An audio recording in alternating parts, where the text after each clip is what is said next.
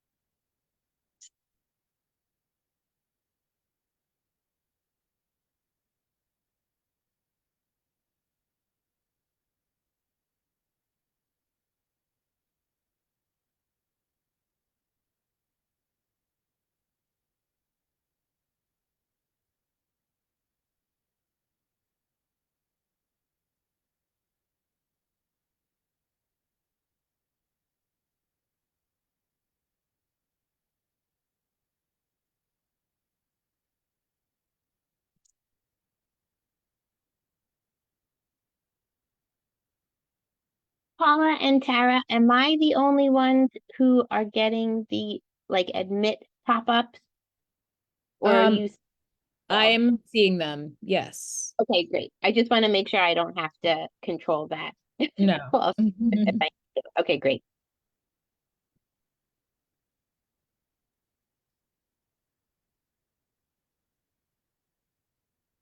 Well, good afternoon, everybody.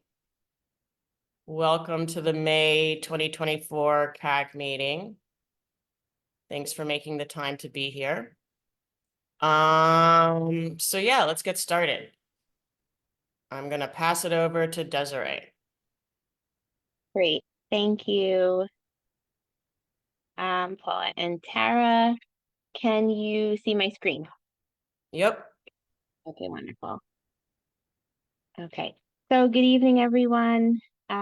As per usual, my name is Desiree Gazzo. I am here from HNTB Lero, the PMCM for the Eastside Coastal Resiliency Project. I'm joined here tonight with our community construction liaisons, DDC, and some of our sister agencies to present to you for meeting number 45, the updates for the Eastside Coastal Resiliency Program. So we're going to start off with a couple of hiring event updates, overview, then we'll jump into the overview of contracts for PA1, PA2. We'll go over the environmental AQM and then parallel conveyance at the end. As you all know, these are the three project areas that we just discussed. Our focus area topics will be, as mentioned, the construction progress, environment, a little bit on community programming, hiring, compliance. We're actually not going to get into park amenities. That was from last week. So just a quick little update. We are doing, and we did mention this at CB3, we are still continuing to do the ESCR to your school program. So if you are aware of any schools that would like to have us come and review the program, that would be great. Please pass them along. We're also starting to do tabling and community events since the weather has been so much nicer now. So please reach out if you'd like us to come to your building, your development, the sidewalk, near a location. And then we're going to, try and be in the park as well. So for Earth Day in April, and this is posted on our website, we partnered with Parks, and we led about 40 volunteers in site cleanup and planting of over 100 perennials and shrubs, including pollinator plants, which attract bees and beneficial insects, at the Alfred E. Smith Recreation Center on the Lower East Side. It was a really great day. Parks had different types of, recreational activities for the kids. And then we had different community members and a couple of groups come out and plant the area. So it was a really fun day. We try and do something different for Earth Day every year, and we decided to partner with Park this time, and it was a really great turnout. So again, we try to do some programming in the community, and hopefully next year maybe we'll see some of y'all down there. I'm now going to hand the mic over to Stephen, who is going to talk about just some employment resources and then go over the hiring compliance updates that we didn't have last month because we had the conversation about the SHPO. So, Stephen? Sure. Hi. Good afternoon, all. Stephen Anderson here. I work for Bowie Studio, who is one of the subcontractors on the ESCR project. We do work closely with the PMCM team, monitoring the local hiring, MWBE, utilization, anything related towards the ESCR goals. Here, what you're seeing on the screen, events that we have attended and are also promoting. Yesterday, we did participate in the SBS MWBE Expo. Met a lot of small businesses who are interested in doing, partnering with other on construction projects like the ESCR projects. Well-attended event, and it was great for networking as well. That was more catered towards businesses, but we do have 2 events coming up related to local hiring that we are promoting in the area. One of which is led by DDC, and that is the Bronx event that you're seeing on your screen. The Bronx Construction Career and Training Resource Fair that will be on June 12th, and doors will open at 10 a.m. The other is our ESCR quarterly information sessions. And this event will be catered to entry-level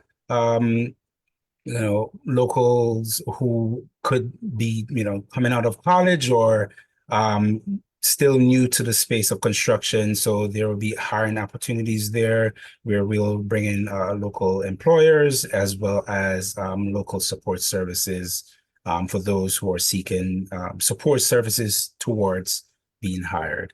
And that info session will be held on June 18th at the Rutgers Community Center. And so, yeah, looking forward to seeing you all there, and please do help to share this information out as we go along. Thank you.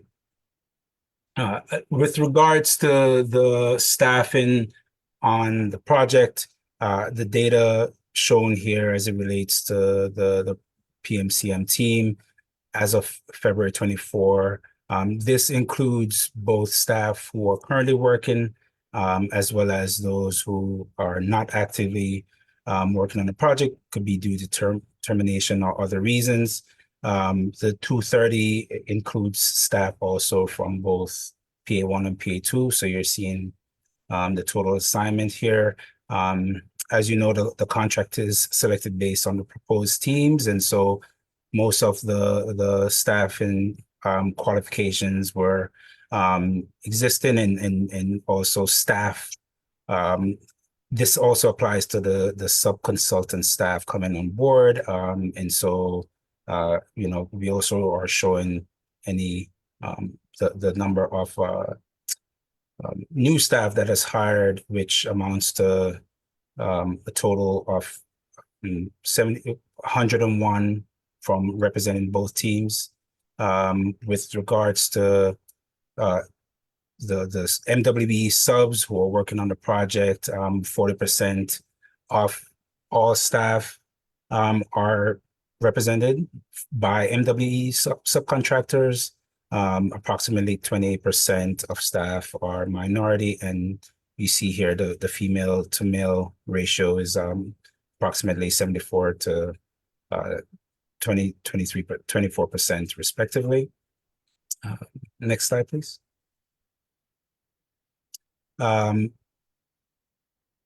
As far as the general contractors are concerned, both PA1 and PA2, the total staff right now is at 1,962. Again, also inclusive of both active and non-active staff members. Currently, the breakdown for existing staff working on the project, or who came in with the current GC for PA1 is at 55%. New hires, which is now at 46%, most of which are coming from the unions, and the minorities on the project amounts to 37.5%, and the male to female ratio for PA1 is at 97% to 2.3% respectively. For PA2, which the numbers includes both existing and non-active staff as well. 652 have worked on the PA2 project. And the breakdown is as follows, as you see on the screen. Next question, next slide, please. Yep, thank you. Next question. So with regards to the residency breakdown, here we're trying to exhibit the percentages across the board, across all boroughs, and outside of New York City, where are the folks working on the project, where do they live, based on the data we collect. And so wanted to point out, just the notes here made here, where it shows where the existing staff, what we are including in the numbers. This reflects percentages across the board for PMCM and general contracting hires. And I wanted to point out here, as far as the union hires are concerned, the general contractor hires reflects those numbers that are mainly coming from the unions. And also, as it relates to our goals, using the Sandy zip codes, Sandy related zip codes, you can see here where the hires are coming from, as it relates to those areas mostly affected by Sandy, and where the hires are coming from. With regards to the MWB company utilizations, and this is, again, as it pertains to the goals, we are still projected to meet right now the 29% for PA1, which is currently, very active. As PA2 is winding down, we are seeing right now exceeding the 31% goal of MWBE company utilization on the project. With regards to the breakdown for general contracting, we are exceeding on both ends for both PA1 and PA2. Again, these numbers are as of February. And then the Section 3 hires accordingly, for PMCM, 6 new hires, 9 for PA1 GC, and 2 for PA2 GC.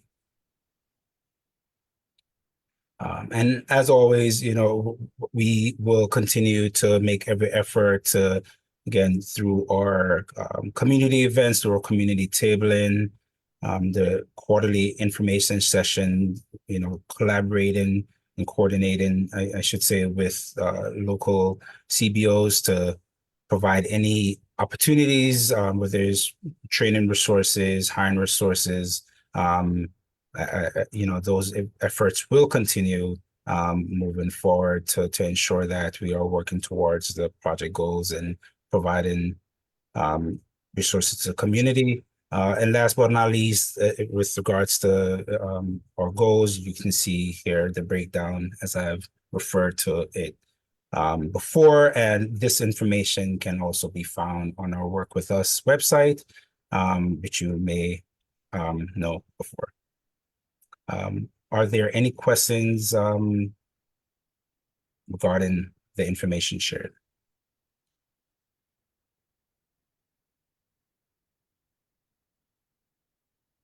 I just saw one question in the chat. But that was actually for Desiree, so I'll return to that. Okay. All right. I'll turn the mic back over to Desiree. Thank you so much for your attention. All. Good evening. Thank you, Stephen. Yep. Paula, is that I don't have the chat. Who do we write to about inviting schools? So you can contact the CCL, our community construction liaison. If we need their information, I could put it in the chat, or Paula, I could send it afterwards. Okay. Is that what the question was? Like, if they have a school that's interested, who should they reach out to from our team? Or I think that's what it means. Robin, are you still there? Yeah, sorry, that's what it means. yeah, please do. That would be wonderful if you have a school that would be interested. And we could provide that information if you Yeah, don't just- already have. There we go. Okay, thanks. Thank you. Thank you. Perfect. Okay, great. So I'm gonna continue to move on.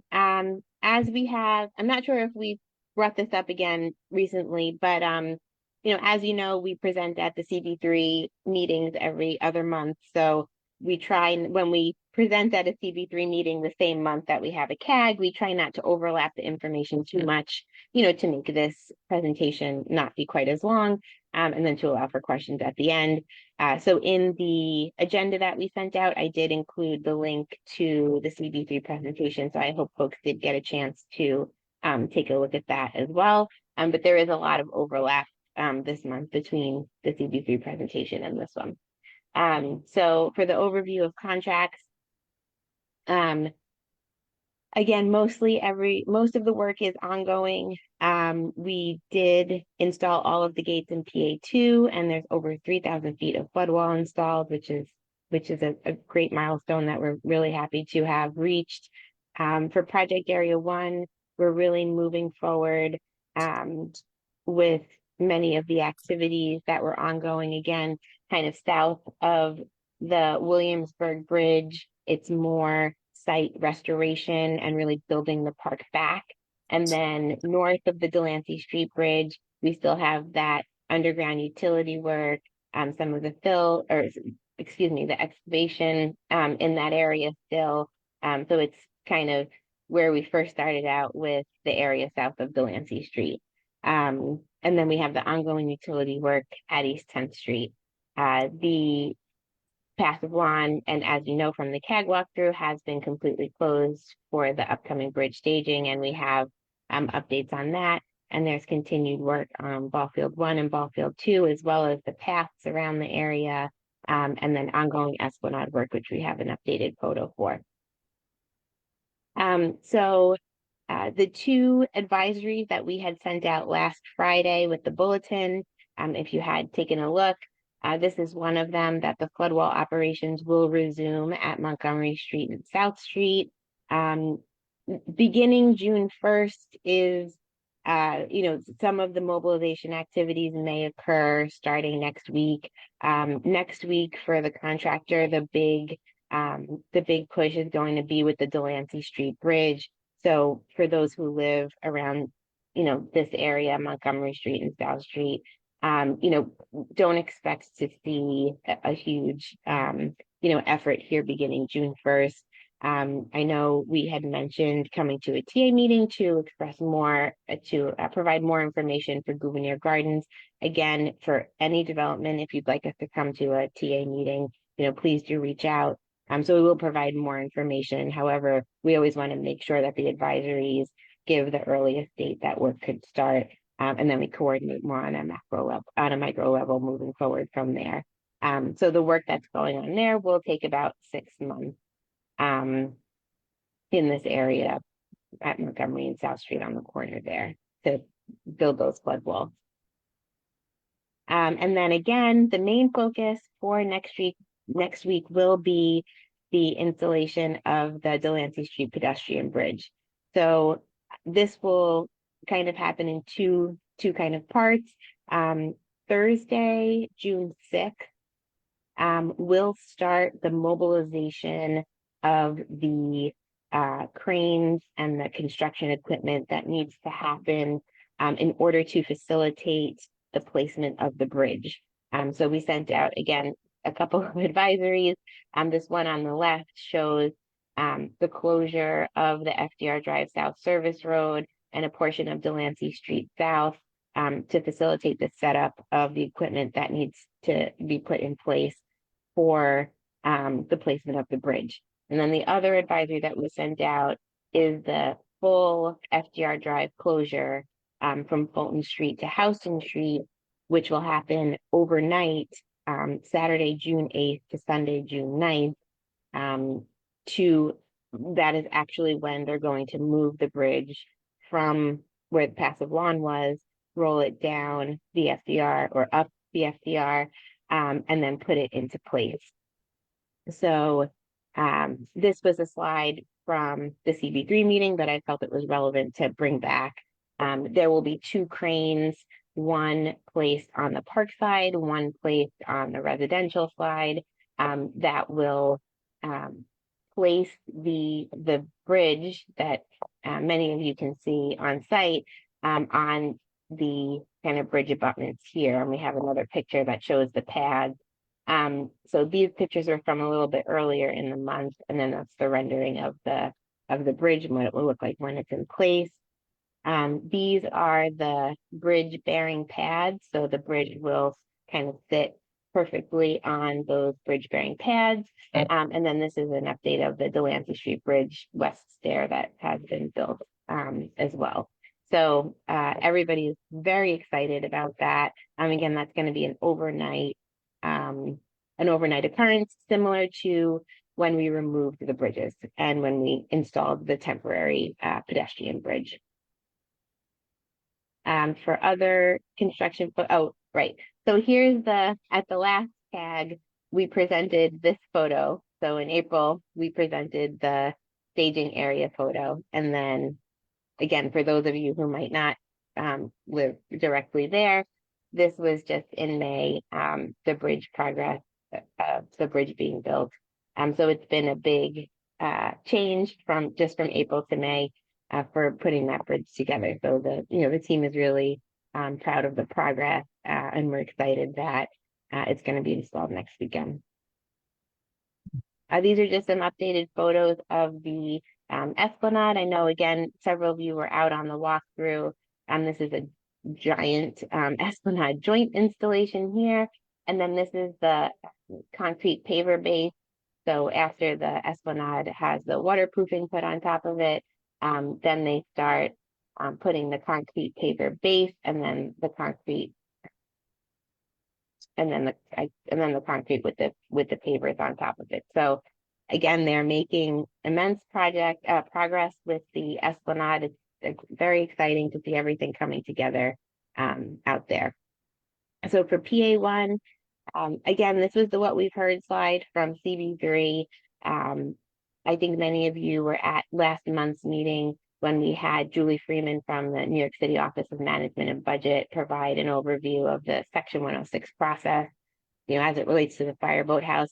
I did just include the link in there, one more time, and then we'll probably drop this from the presentations moving forward. Again, City Hall, Parks and DDC are working with Lessick on future compost and design. We will provide an update on the phase one openings as we get them. Again, I think probably through the summer. And then we appreciate your patience as we're still responding to a couple of CAG questions that came in within the past couple of weeks. So we will address those. And again, we thank you for your patience with that. For PA2, just quickly, again, very excited about all of the gates being installed. So gate 7 and 8 in March, and it was a really big accomplishment. And then I was out there the other day and took some photos of the plantings, which again are looking really nice in Stuyvesant Grove Park. So if you haven't been down there, please do. For the environmental quality updates, so there have been a few, again, exceedances. Many of them are around the 15-minute mark, 15 to 25 minutes. There were a couple of exceedances that were a bit longer due to, now we're entering the summer and the contractor is going to need to water, use the watering truck more. And, that will be messaged. And the contractor has been applying the dust suppression technique. But again, our teams will make sure that continues through the summer as it gets hotter and it does get dustier out there. We did send out an update about a local law 72 notification.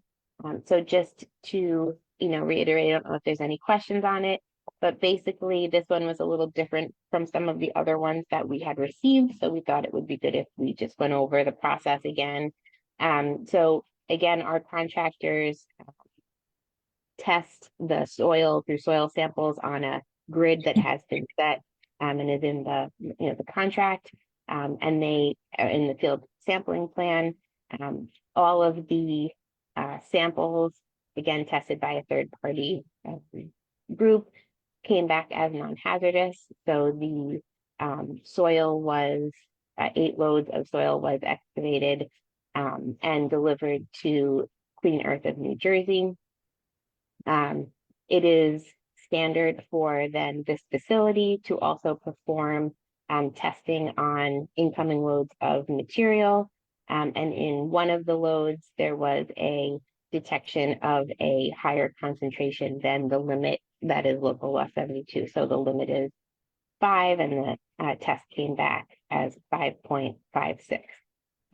So again, that is, the soil that's in under the park is not a homogeneous soil. So it is expected to have differences, as throughout the park, which is kind of typical in the urban fill material, which we've been talking about since the beginning of the project.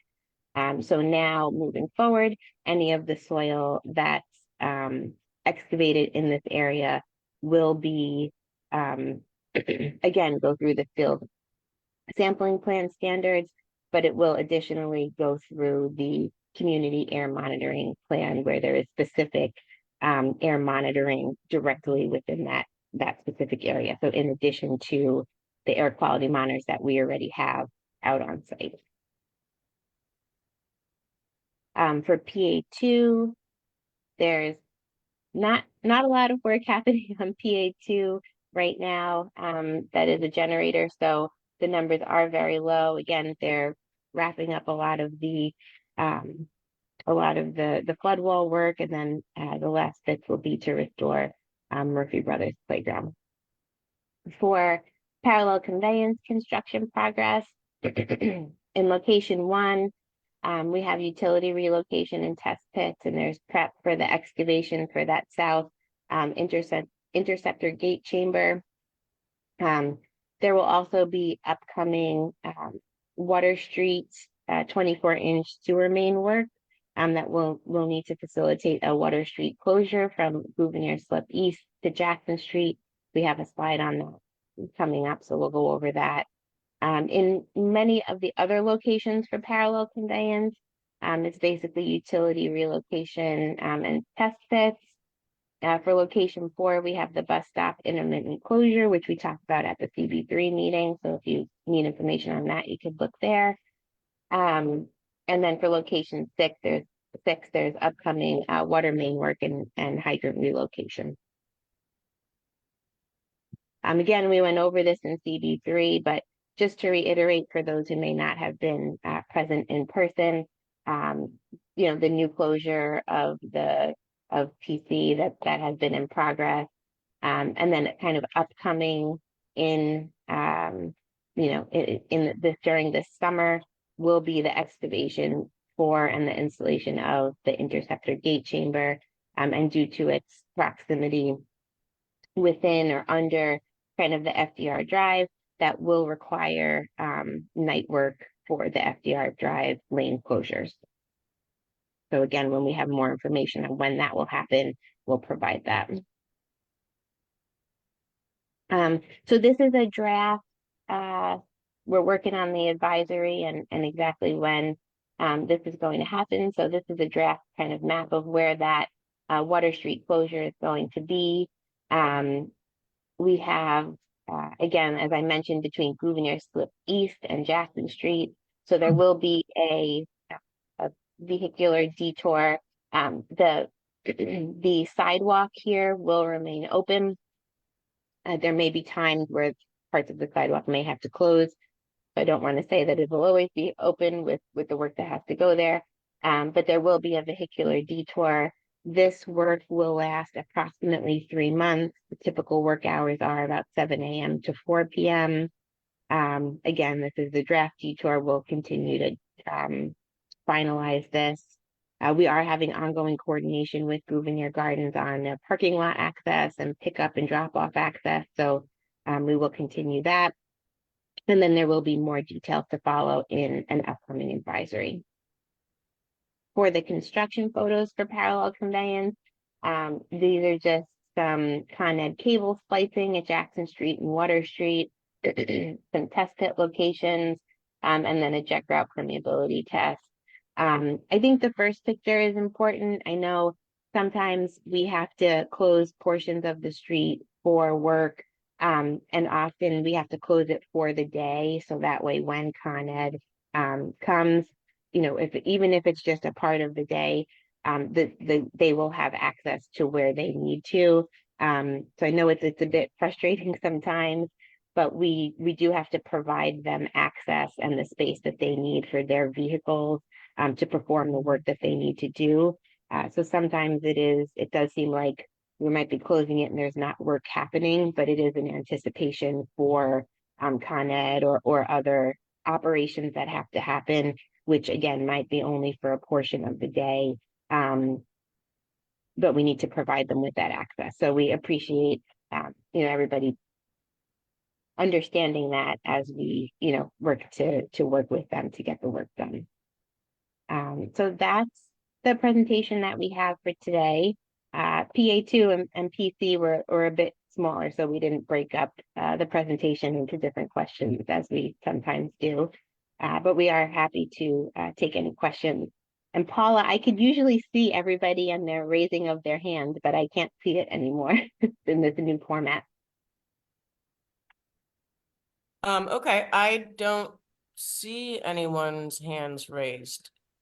Oh, wait, never Dove's mind. hand was raised. Yep, Two my bad. participants. Oh, okay. But Dove didn't drop. Hey there. I wanted to ask regarding, first of all, thank you for the presentation. I want to ask regarding near Pier 42. I went down there the other day with my wife, and we happened to notice that there were some of the new plants that were there were already dying. There was some dead, I don't know if it was a bush or trees. I had spoken to a construction worker near there, and he told me that there was no irrigation system set up there. And I don't know if that was correct or not. It was just, someone who was, working in that area who saw me looking at it. And I just wanted to bring it to everyone's attention. Yeah, so Pier 42 isn't part of the Eastside Coastal Resiliency Project. I know Paula and I spoke about this the other day, and I think Paula, you said you reached out to the CCL for the Pier 42 project. Yeah, that was a couple days ago. Haven't heard back yet. So I think we could try and follow up again to see, what the maintenance program is there. But that is separate from this project. Thank you. Can you just actually put him in touch with the contact for that project so it doesn't have to be, back and forth? And as he has concerns, he's able to contact the project director for that location directly? Yeah, we can put Rick Fogarty's, he's the CCL for Pier 42. It should be on the Pier 42 website, but we could also put it here in the chat. Perfect, thank you. Yeah, you're welcome.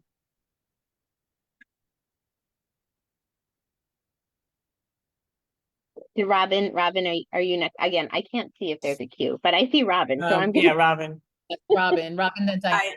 Hi, so I'm a couple of questions having to do with the bridge going in. One, when you say overnight, what time will they begin that process? And two, when will the bridge be open for us to use?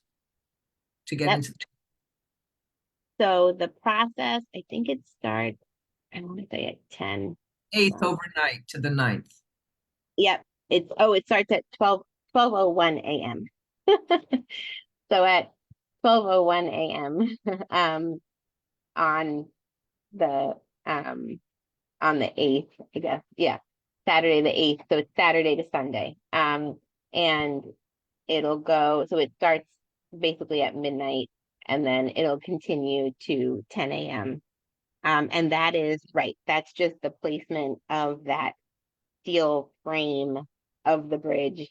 And then they have to finish building up the access on both sides.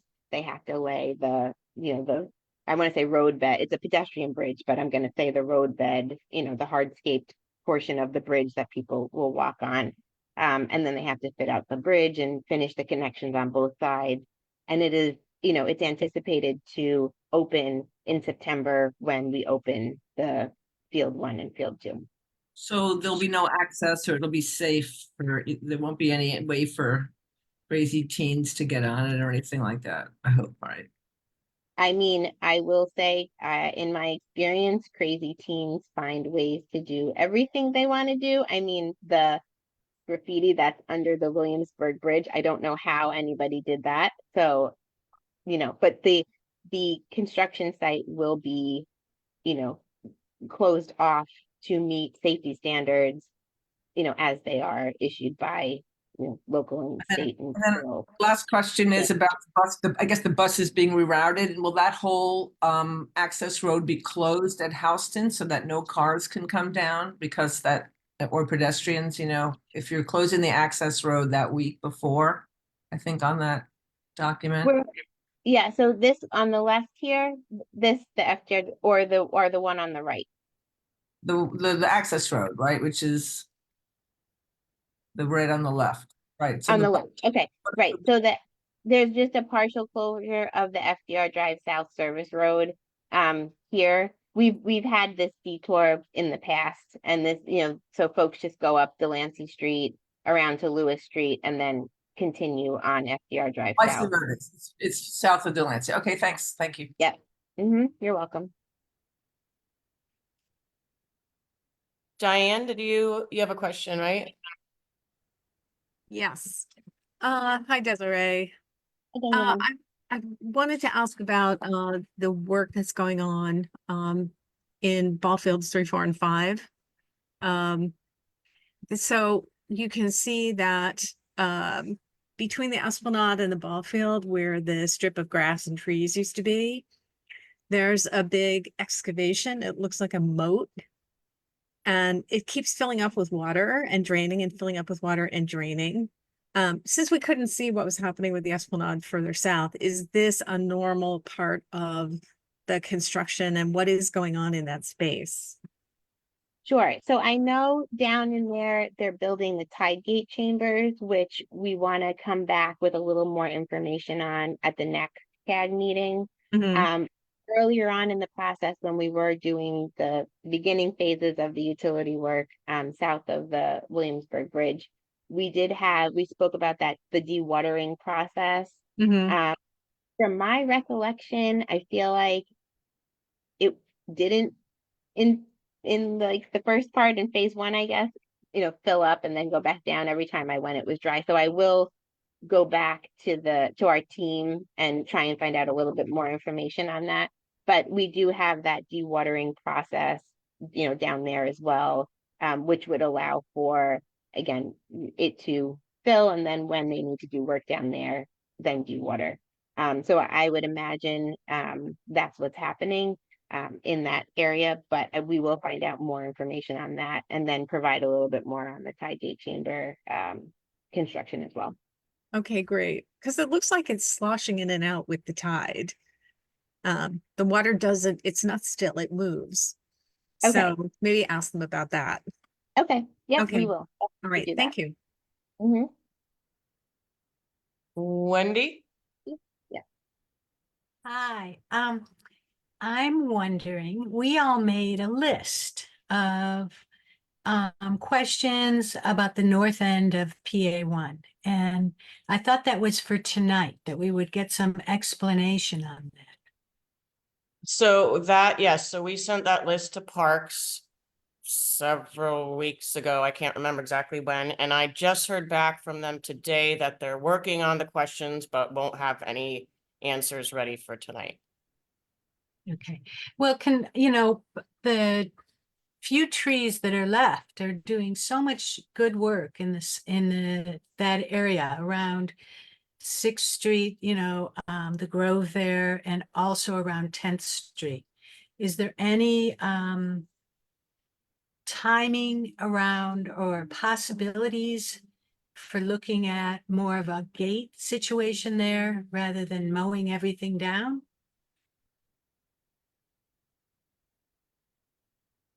That was my question. Are you, I'm sorry, about a gate situation or removing Yeah. all the trees? I mean, Yes. all, as we've mentioned, will need to be removed due to the grade changes in the park. So that is going to continue to move forward.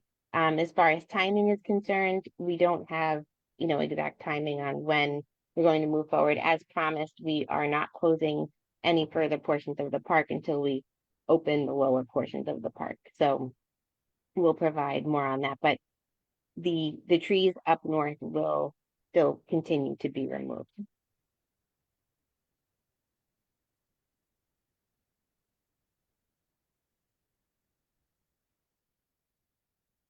Was there any more? I don't see any other questions.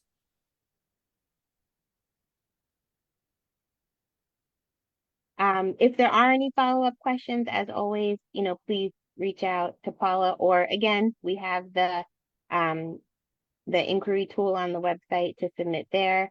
I think there's one or two on the inquiry tool, which we're working on as well. But we are looking to button up all of the questions very soon. So if there isn't anything else, then thank you very much again. And we'll see you then next month. Thank you, Desiree. Thank you. Thank you all.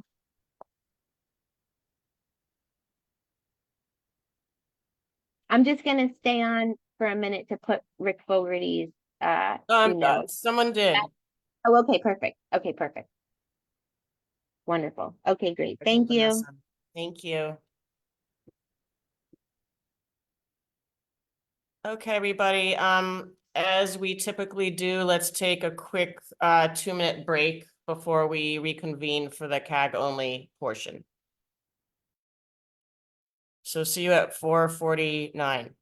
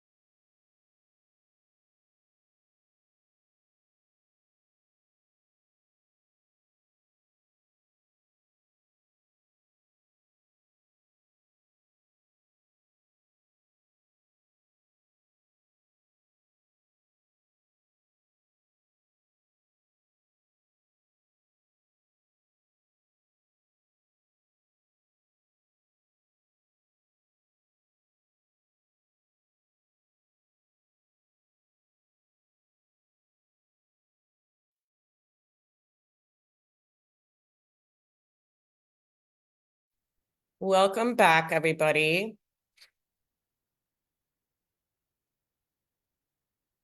I'll open it up for anyone who has any questions, comments.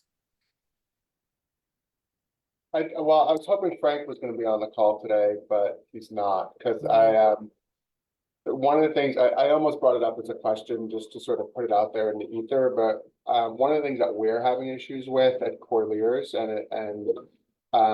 is construction workers illegally parking on the sidewalks all around the park. It happens every day. I send Desiree pictures every day. We've started doing 311 requests, so these people are starting to get tickets now, but they're parking on the like right on the tree beds, basically. So it's just an issue, and I'm wondering if Frank is having a similar issue around Gouverneur Gardens as well. But yeah, I don't know what else we can do about it, but literally I send him pictures every day. Sorry, who did you say you're sending the pictures to, Michael? Desiree, Okay. I used to send them to Parker. Uh-huh. Hmm. There are so many huge vehicles being driven into the park with New Jersey plates and Yep, every single who's one. We had driven them? 8 cars parked on the sidewalk yesterday. Every single one of them was a Jersey plate. Right. So, and this is a, an uncalculated burden on this community's air quality once again, and public safety issues.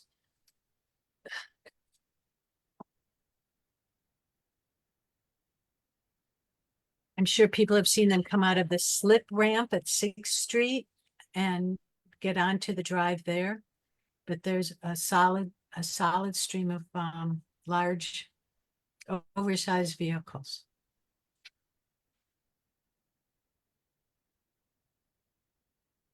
So, I mean, that's it. I mean, I'll be curious if Frank is experiencing a similar thing. And I'm also interested to see how the closure of Water Street impacts that as well. They're just going to use Water Street as a parking lot for themselves when it's closed.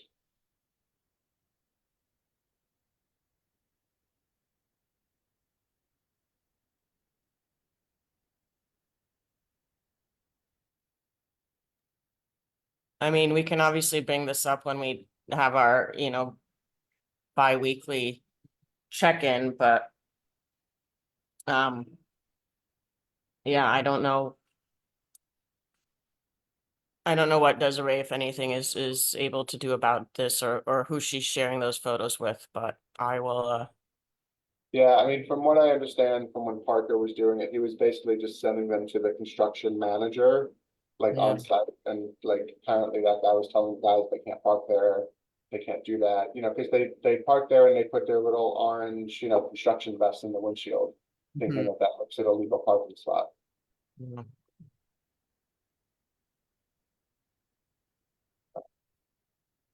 I mean, nothing really to, for the CAG to get too involved with, just more of an annoyance for me.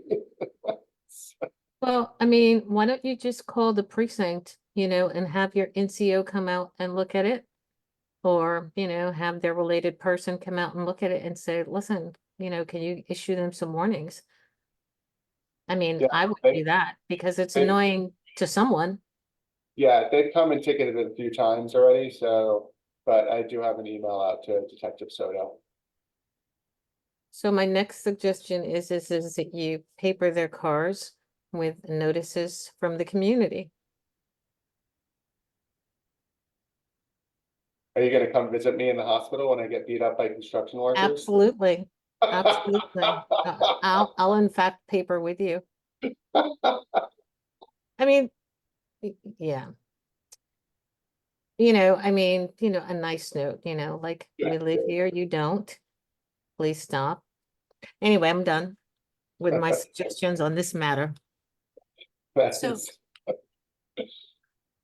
Can I mention something from the CB3 this week or this month? Had the new DEP Department of Resiliency in to give a report. I know was Diana there? And a few of us were there. but I thought there were so many questions brought up about their plan. They're the new agency in charge of all the movable gates around the city. And I think it would be good to have them come in and talk to the CAG sometime, especially because there were so many questions about operationally, how will this work, that they were bringing back, I hope, bringing back some thinking about, have some new ideas around. And one of the things that I mentioned was one of the commitments, which is that we still have had no preparedness training in the community, and there's new systems in place in the most vulnerable buildings that people don't know about. How do they work? And that evacuation is needed. And so I think that there's something that could be useful coming out of a meeting with DEP in their new resiliency department. So right now it's just 3 people, but it'll be 12 pretty soon.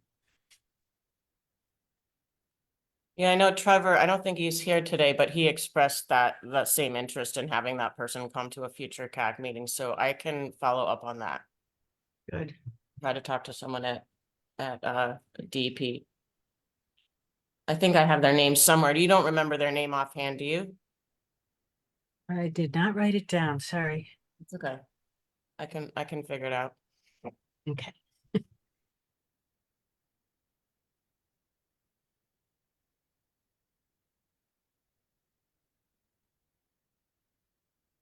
Anybody else?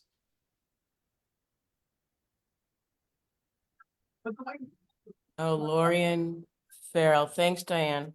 That's Mhm. good. Lorian Farrell. Right.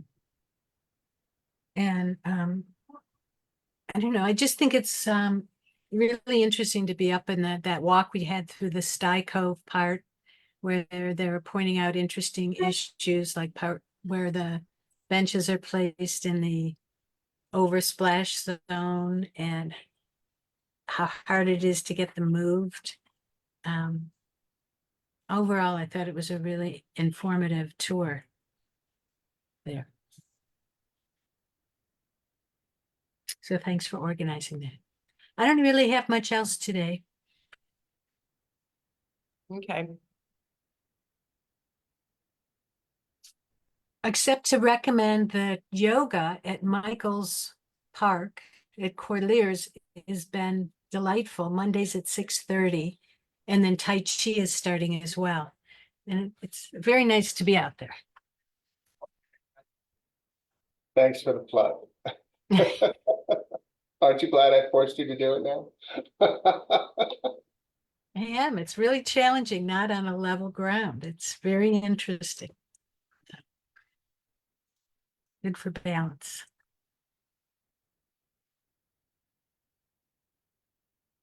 All right. Anybody else?